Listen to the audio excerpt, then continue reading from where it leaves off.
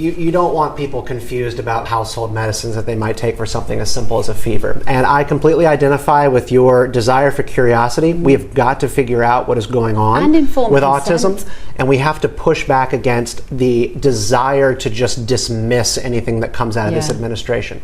However, I am very skeptical of any research that RFK and his team produce that leans on the word associated with, linked, potentially hazardous, could.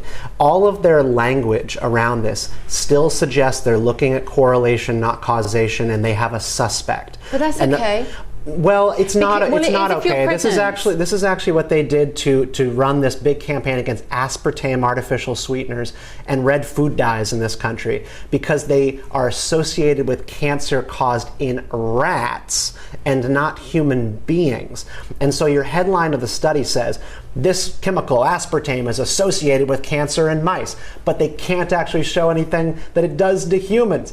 And this same kind of thinking and language is being applied in this autism study. I'm skeptical. Well, Donald Trump was pushed on that, wasn't he? And he said, you know, they said that they want to wait for 3 months before we talk about this. But he said, that's too long. And I agree with him, because if you are a pregnant woman and you are taking paracetamol, and if there is any signal that it might cause fetal abnormalities, your baby might in some way be affected, I want to know and then make my own decision.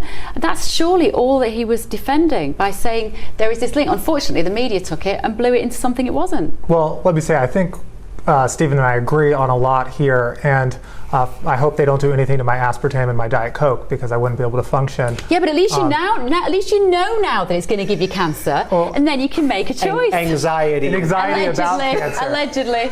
Yeah, but how else do we do trials if not on animals? Well, we have to do them on animals. Here's the issue I have with RFK Jr.'s approach, because there's some low-hanging fruit on the MAHA agenda that I think we can all get behind. Which is to make America healthy again. Make America healthy again, which is exercise and eating healthier. That is low-hanging fruit. And also, I think we all want to find solutions to autism. But here's the thing.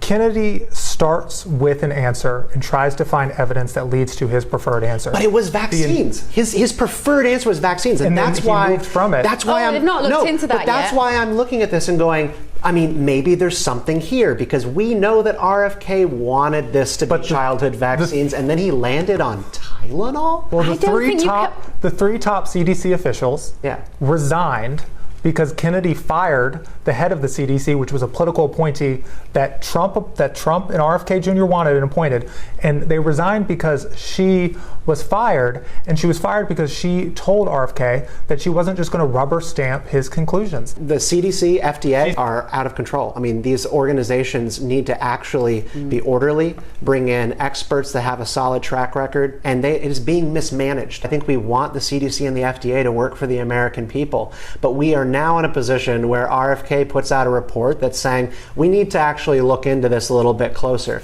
And we're chugging Tylenol on TikTok to spite the president? That's insane. He didn't say that Trump...